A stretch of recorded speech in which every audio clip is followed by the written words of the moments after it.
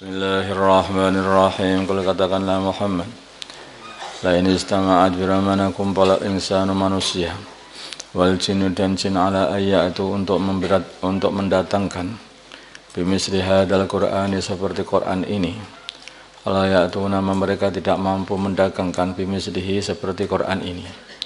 Walau kana ba'duhum, walaupun adanya mereka liba'din dengan adanya sebagian mereka liba'din kepada sebagian yang lain zahiran membantu, walaupun mereka saling bantu pun tidak akan bisa menciptakan yang seperti Al-Quran ini. Misalnya ada orang-orang kafir itu mengatakan kami juga bisa membuat kayak Quran begitu. Oh enggak, seluruh jin, seluruh manusia kumpul mau membuat seperti Quran enggak bisa kok. Bahkan mesin-mesin, robot-robot pun juga akan bisa itu membuat seperti Quran itu. Enggak bisa. Walaupun komputer pun pengen membuat seperti Quran enggak bisa. Walaupun sarrahna tuntu kami telah jelaskan linnasi kepada manusia fi hadzal Quran dalam Quran ini. Min kulli mathalin dari segala permisalan dibuat yaitu untuk menasihati. Jadi di antara cara nasihat itu membuat permisalan. Dengan permisalan seperti ini menjadikan orang itu lebih paham. Manusia itu suka dikasih misal-misal gitu. Contohnya begini, contoh kalau nerangkan dikasih contoh, Ayo kalau kamu belajar ilmu nahwu kemudian hanya takrifnya saja, tidak usah dikasih contoh. Sampai khatam pun nggak akan paham. Contoh itu penting.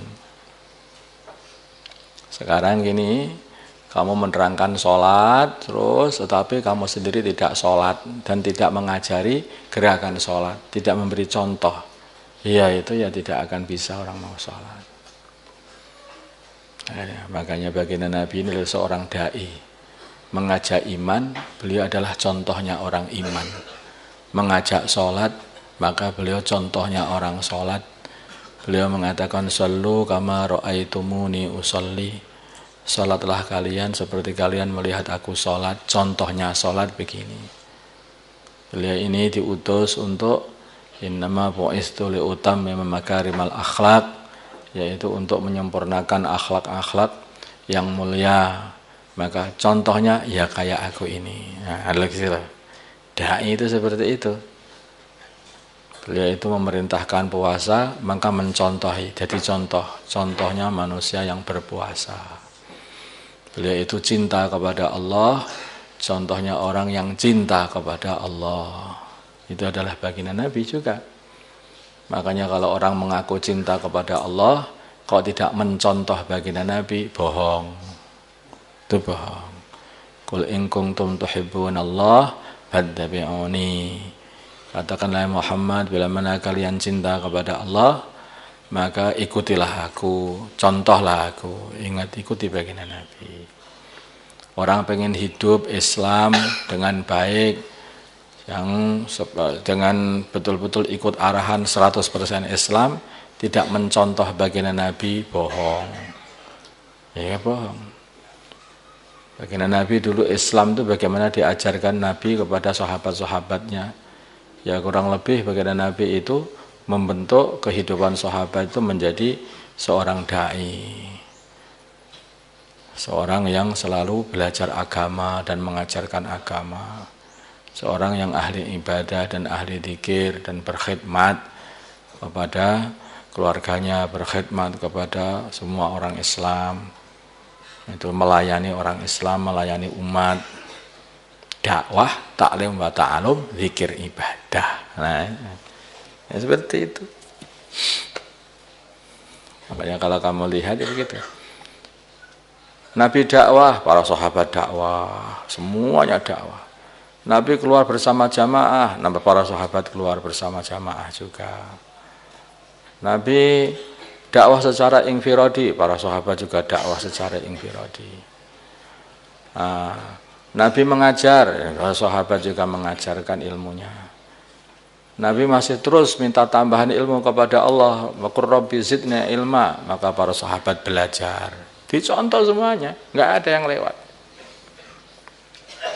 Bagian Nabi menunjukkan zikirnya, mana-mana zikir, sewaktu-waktu zikir, untuk tidur zikir, perjalanan zikir, terus zikir, habis sholat zikir.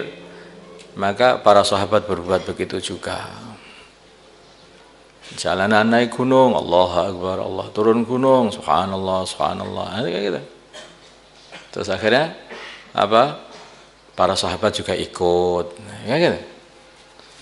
Baginda Nabi punya akhlak yang baik. Kemudian bagaimana beliau itu mempunyai akhlak yang lembut, muasyarah yang baik kepada keluarganya, muasyarah baik kepada pembantu-pembantunya. Maka para sahabat juga berbuat seperti itu. Usaha berbuat terus dicontoh, namanya uswah hasanah, contoh yang baik.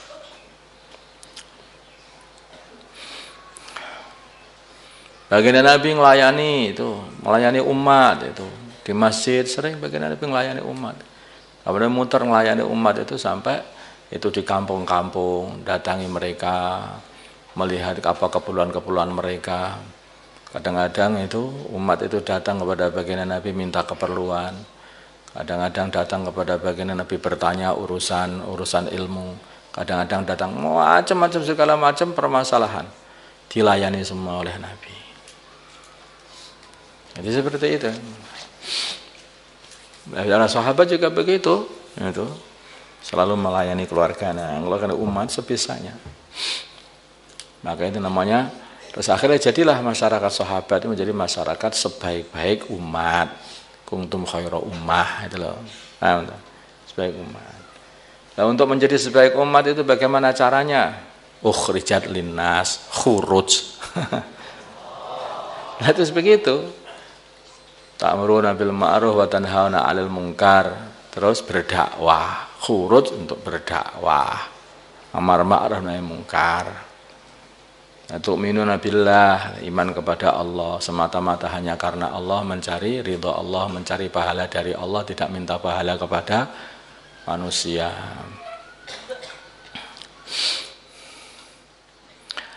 Walaqad sarrafna, dan sungguh telah kami terangkan linnas kepada manusia fi hadzal Qur'an, dalam Quran ini, min kulli masal, dari segala permisalan. Contoh, fa'aba, maka tidak mau aksarun nas kepada manusia, kebanyakan manusia, padahal sudah paham loh. Illa kufuran, kecuali tetap mengingkari kebenaran. Waqalu, dan mereka berkata, lan nu'mina, sekali-kali kami tidak beriman maka kepada kamu Muhammad, hatta tafjura, sehingga muncrat, sehingga memancur lana kepada kami minal ardi, di bumi, yambu an sumber-sumber air, yambu an sumber air. Au takuna, atau adalah kepada kamu jannatun, bagi kamu jannatun, kebun, min nakhilin, daripada kebun kurma, wa inabin dan kebun anggur, wa tufajjira, dan memancar al anharu, kali-kali, khilalaha, di sekitarnya, ya. Maksudnya atau khilalaha di sekitarnya atau di tengah-tengahnya. Di tengah-tengahnya, khilalaha, di tengah-tengahnya. Tafjiran, dengan memancar betulan, dengan santer, dengan kuat. Atau kamu jatuhkan as-samaa, langit, kama za'amta, seperti apa yang kamu katakan, alaina, kepada kami, kisafan, sepotong saja. Atau kamu datangkan billahi, Allah, datangkanlah Allah, wal malaikat, dan para malaikat, qabilan, berhadap-hadapan dengan kami, dan kami bisa melihatnya, katanya. Boleh permintaannya. Atau adalah kabar kamu baitun, rumah, min zukhrufin, dari emas. Atau kamu bisa naik, bisa naik ke langit. Wala nu'mina, dan kami sekali-kali tidak beriman, liruqiyaka, pada naikmu ke langit, hatta tunazila, sehingga kamu turun dari langit, alaina, kepada kami, kitaban, dengan membawa kitab, naqra'uh, yang aku baca, yang isinya kitab itu adalah membetulkan bahwa kamu adalah seorang rasul. Qul, kata Muhammad, subhana rabbi, maha suci Tuhanku. Minta kok seperti ini, ora percaya aku pokoknya nek kowe gong iso teko langit gak percaya bar ka langit medun gak nggawa surat saka Gusti Allah yang membetulkan kamu. Aku ya nggak percaya lagi kalau kamu nggak punya rumah dari emas. Aku nggak percaya, yes, macam-macam. Sebetulnya ya karena tidak iman aja, mengkosong tuh. Hal kuntu tidaklah aku ini illa basaran, tidaklah aku illa basaran kecuali hanyalah manusia, rasulan yang diutus seperti rasul-rasul sebelumnya. Aku ini manusia. Kok supaya kok bisa ngene, ini bukan apa, aku hanya manusia. Tetapi manusia yang diutus oleh Allah seperti utusan-utusan dulu, Nabi Ibrahim, Nabi Musa, Nabi Dawud, Nabi Isa, seperti itu. Mereka orang-orang Mekah juga paham. Mereka kenal semuanya dengan Nabi Ibrahim, mereka itu anak cucu Nabi Ibrahim. Itu kan ya seorang nabi, seorang rasul.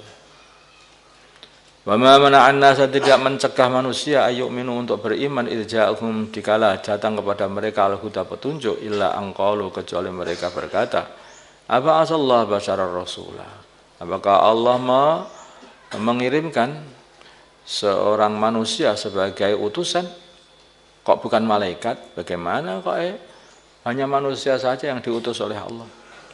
Kalau kata Muhammad, lau kana bila mana ada fil ardi, di bumi, malaikatun, para malaikat, yamsuna, yang berjalan-jalan, mutmainnina, dengan tenang, atau yang tinggal semuanya di bumi, lanazzalna, di serawung bareng-bareng, iki tanggoku malaikat, tanggo kono malaikat. Kalau seperti itu berjalan-jalan di pasar bareng-bareng sama orang, kalau memang begitu, malaikat itu begitu, lanazzalna, tentu kami turunkan alih atas mereka minas sama'i, dari langit, malakan malaikat rasul sebagai utusan. Tidak seperti itu.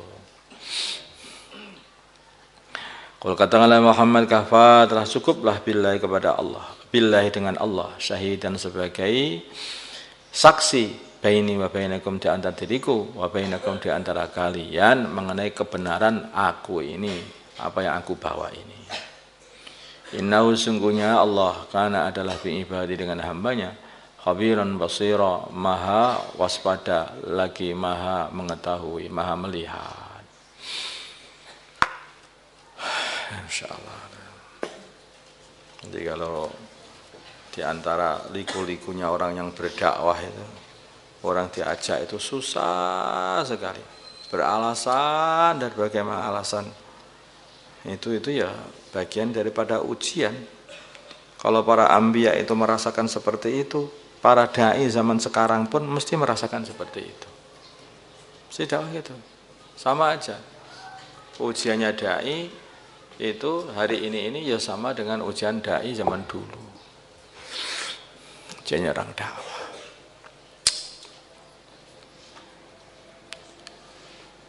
Kitab Al-Quran ini kalau kamu baca isinya apa tuh? Isinya itu adalah dakwah. Dakwah semuanya. Ima dakwah infiradi atau pengiriman-pengiriman jamaah. Isinya penuh dengan pengiriman-pengiriman jamaah. Full. Sini ini. Diulang-ulang terus. Tetapi tidak semua manusia mau mengikutinya. Sudah diulang-ulang terus. Masalah pentingnya dakwah di dalam Al-Quran. Bahkan cerita di dalam Al-Quran juga cerita dakwah. Dakwahnya Nabi Nuh, dakwahnya Nabi Ibrahim, dakwahnya Nabi Musa, dakwahnya Nabi Isa, dakwahnya Nabi Zakaria, Nabi Yahya, dakwahnya para anbiya, dakwahnya wali-walinya Allah, dakwahnya Luqman Al-Hakim di rumah, dakwahnya murid-muridnya Nabi Isa di Antioquia, pengiriman jamaah oleh Nabi Isa ke Antioquia, pengiriman jamaah baginda Nabi itu penuh kalau pengiriman jamaah baginda Nabi di sini. Bagaimana penentangan orang-orang munafikin ketika diajak untuk berdakwah, panas begini ke berdakwah, nggak usah ikut, awas jangan ikut. Qul la tangfiru fil har. Wa qalu la tangfiru fil har qul naru jahannam asyaddu harra law kanu ya'lamun. Mereka mengatakan panas begini enggak usah ikut. Begitu. Ini kan pekerjaan. Jadi semua liku-liku permasalahan itu semua ini disebutkan di dalam Al-Quran. Dan kalau orang mengamalkan seperti apa yang diamalkan para anbiya, diamalkan oleh baginda Nabi Muhammad SAW, mesti akan didapati persis plek seperti apa yang dalam Al-Quran itu. Mesti akan didapati persis itu. Tidak bisa tidak. Kayaknya sudah kayak permanen itu kita. Seperti itulah jadinya nanti. Tapi mesti akhir dari segala perkara itu adalah kemenangan hak dan kehancuran batil.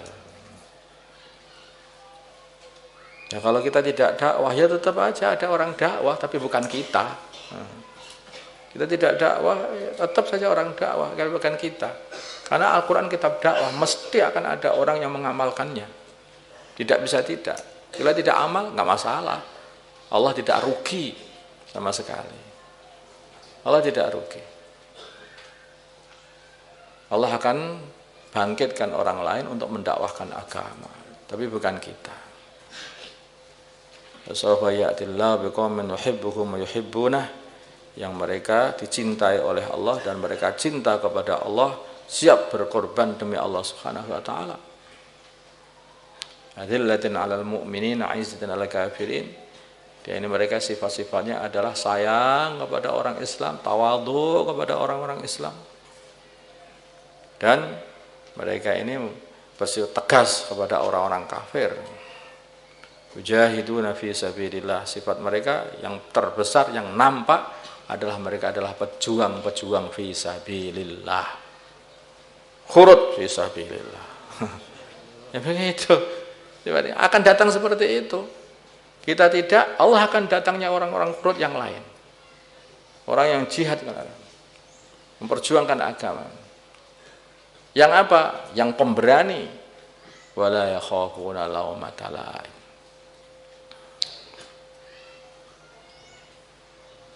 Jadi sebagai penghalang yaitu perjuangan agama itu dari hati umat itu satu sebetulnya apa? Takut dicerca temannya. Takut dicerca teman, takut dicerca orang kampung, takut dihina, takut direndahkan, takut diintimidasi, takut macam-macam, semua ketakutan. Itu pokoknya penyakitnya orang tidak mau dakwah itu satu aja, yaitu takut dicerca. Makanya keistimewaan orang-orang yang telah dipilih oleh Allah Subhanahu wa taala, wala yakhafuna laumata laim, dan mereka tidak khawatir, mereka tidak takut cercaan orang yang mencela. Cerca saja, tetap saja jalan. Tetap saja dakwah. Itulah. Ini mau dicerca lah kamu nanti. Nah, kamu nanti dimarahi, dicerca, di apa? Oh, enggak. Itu. Jalan terus. Makanya ada Ubadah bin Samit. Beliau bercerita, aku ini dulu biat kepada baginda Nabi Muhammad SAW. Di antara biatnya itu adalah wa annaqulal haqqa la nakhafu laumata laim. Akan terus mengatakan kebenaran itu, mendakwahkan agama, tidak peduli dengan cercaan orang yang mencerca. Janji sumpah kepada baginda Nabi. Itu janji sumpahnya para sahabat dulu. Terus dakwahkan agama, tidak beri cercaan orang yang mencerca. Tapi ini banyak pilihan. Kalau orang yang tidak dipilih, ya sana ini. Dah. Ini memang orang pilihan. Para sahabat jadi sahabat, mereka ini pilihan. Qaumun ikhtarahumullah li suhbati nabiyhi wa li naqli dinih, katanya. Kata Abdullah bin Umar. Mereka para sahabatnya adalah satu kaum yang telah dipilih oleh Allah Subhanahu wa taala untuk menjadi santri baginda Nabi. Dan untuk mengambil agama dari Nabi-Nabi. Dan untuk mempraktekkan di dalam kehidupan. Apa yang dulu dibuat oleh Nabi dipraktekkan dalam kehidupan mereka. Itu para sahabat.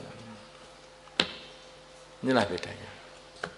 Maka Allah kata orang yang dipilih oleh Allah untuk jadi santri Nabi. Itu orang pilihan. Nah, kalau sekarang itu bagaimana? Bisa aja kita jadi santri Nabi, bisa. Tapi harus punya sifat kayak para sahabat. Nah, jangan begitu. Bisa, jadi santri Nabi itu bisa. Wong ilmu Nabi masih banyak. Masih ada sampai sekarang. Sudah ditulis oleh para ulama. Amalkan ilmu Nabi. Tapi pasti nanti akan ada orang yang mencerca. Di mana saja kamu tinggal akan ada dicerca. Kamu dakwah di mana saja akan dicerca orang. Selalu begitu. Akan dicerca orang. Apakah kamu di Temboro, dicerca orang kalau dakwah.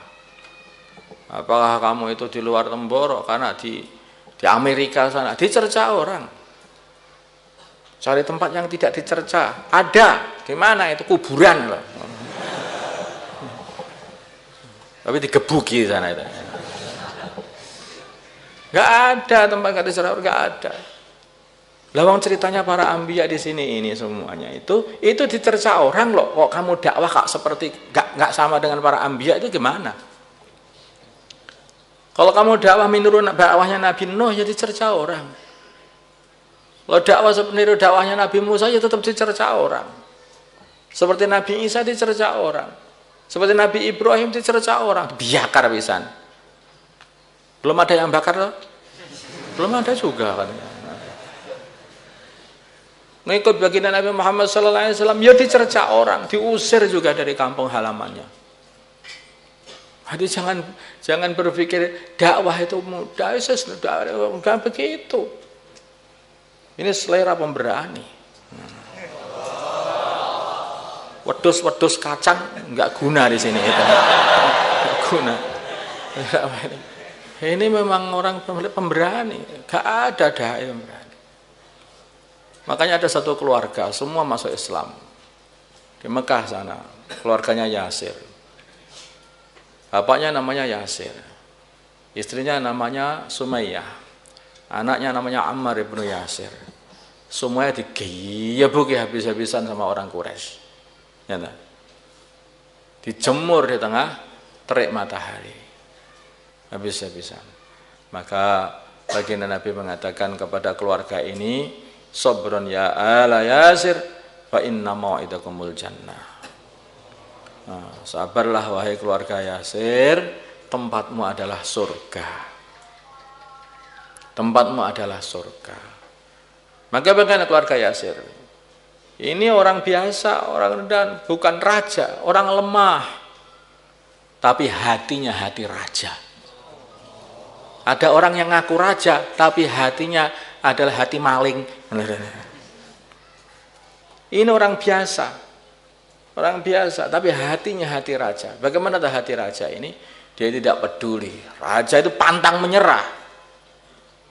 Pantang menyerah. Abu Jahal datang ngebuki mereka supaya keluar dari Islam. Tidak. Sumayyah dibunuh, ditusuk ditusuk sama Abu Jahal, ingat saya itu, sampai wafat dengan tombak. Kemudian Yasir digebuki sampai wafat. Ini Ammar ibnu Yasir gebuki terus apa? Masih muda. Coba. Ini keadaan, tapi hidup Ammar ibnu Yasir itu sampai zamannya Sayyidina Ali. Begitu kan? Jadi ya begitulah resikonya dakwah. Wong kita ini mau ikut baginda Nabi Muhammad SAW. Tapi ya kita ini ya doa sama Allah.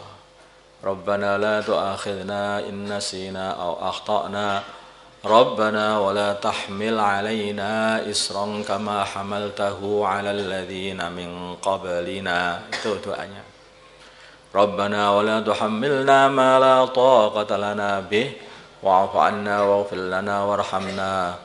Anta maulana fangsurna 'alal qaumil kafirin. Itu ya memang begini, doa ini untuk menghadapi orang kafir. Fangsurna 'alal qaumil kafirin.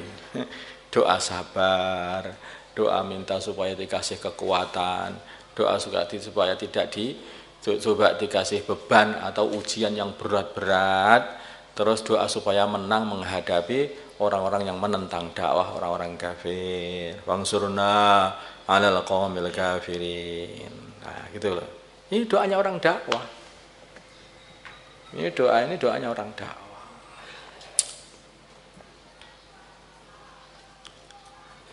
Wah, Masya Allah. Al-Fatihah.